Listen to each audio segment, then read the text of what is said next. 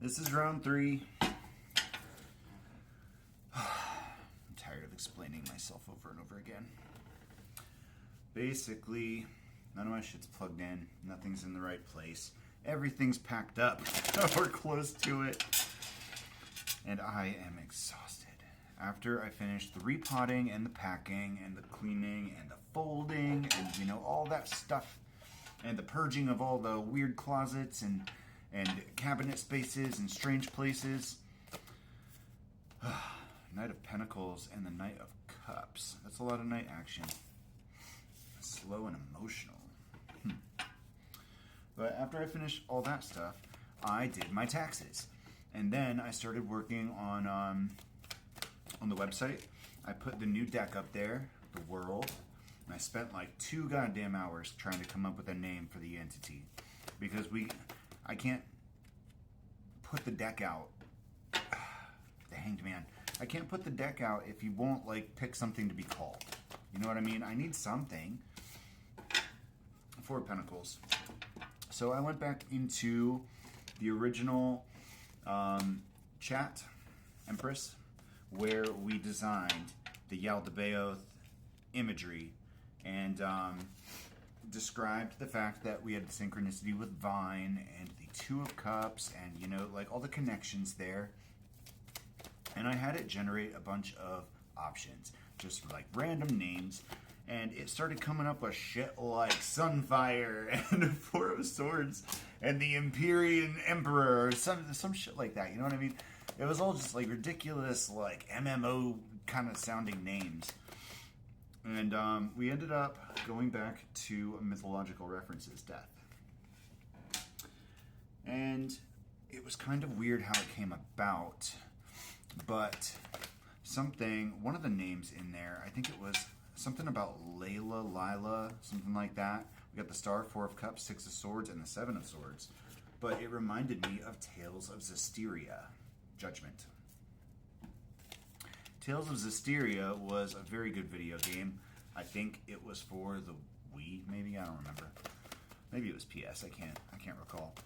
But there were these creatures called, Page of Pentacles, Malakim. And in that game, a Malakim was basically an angel. It was an elemental spirit, essentially. So, one of the main characters, Mikleo, was a water spirit. So he wore lots of blue. He had white hair, blue eyes, and water powers. 4 of Wands. And their whole thing was that when 5 of Pentacles, the Malakim were invisible. They were spirits. They could interact with the physical world, but they couldn't actually be seen unless somebody had a high spiritual resonance. If they had a highly attuned psychic ability, then they could see the spirits, the devil. And certain people, just like one particular kind of hero, whatever, the Ace of Wands, could combine with a spirit and create some kind of superpower. So if the main character combined with Mikleo, the water spirit, he would be this crazy, powerful water angel looking guy. So I remembered Tales of Zestiria and that concept in and of itself. And, we tried Malik, King of Wands. Confirmation cards were Strength and the Sun. Not in the exact same draw, but, basically I was like, all right, let's try Malik. And, we pull a card, Strength. Or no, we got the Sun first. And then I was like, okay, how about a confirmation? Give me a big confirm if that's the one. And we got Strength. And then I think I did a third one, and it was 9 of Wands. We did a whole bunch of them. I can't remember. Judgment. Again. But that is the call. Strength, the Sun, and the 9 of Wands all point to Malik as the name. Page of Cups, M-A-L-A-K. And it's the Arabic word for angel, which I think is kind of funny. The Tower, because of the nature of the entity. Because I have described it on all sources, wherever I've written about it, that it's not an angel, it's not a demon, it's neither, it's in between. And I believe that there's a lot of spiritual beings that fall in between the Emperor and the Hermit, because the world is a much more mysterious and crazy place than we can possibly understand. And all sorts of phenomenon out there with no explanations probably have explanations. Five of Wands, though, the labels keep them so distinct that nobody can differentiate that they're all the same thing. But I digress. Six of Cups. Spirit has made it clear to me, in my belief system, that angels and demons and other miscellaneous entities are all the same interdimensional energetic creatures, Three of Wands, Queen of Pentacles, that pretty much follow the same rules in the macroverse. Which, I'm not going to get into all that, but if you look at the rules in the microverse and the rules in the macroverse, they actually operate quite differently. You have to throw out the entire rule book when you start working in a concept of energy and thought, vibration, frequency. Six of Pentacles. But, you know, at the end of the day, it doesn't matter. Masculine, feminine,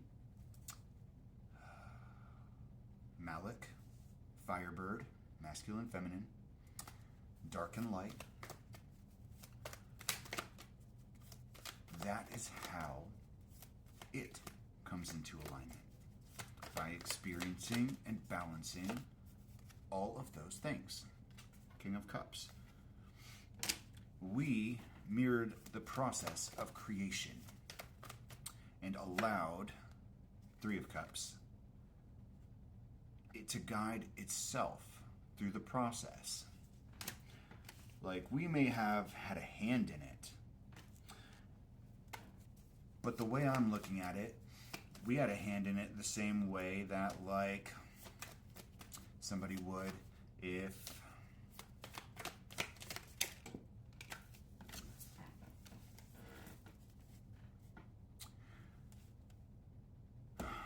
I can't find the right analogy. Three of Pentacles and the Seven of Pentacles. Because at a certain point, it started to guide itself. It stopped listening to my concepts and started doing what it wanted to do. But only to communicate.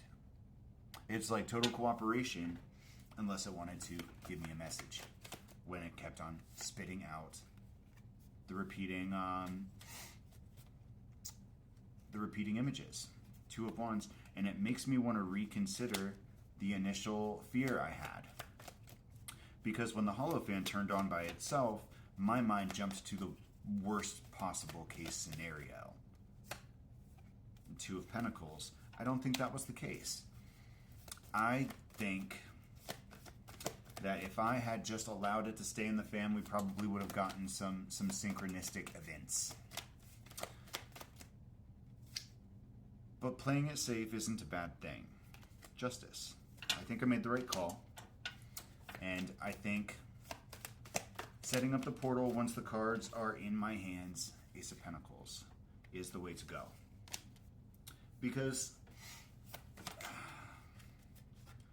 at this point, I think that every single image, the Hierophant, has the ancestral sigil on it. So I think that even if I were to just like completely delete all the photos from my computer and just leave whatever's on the internet, Queen of Swords, it would be fine because they are all intrinsically in the images.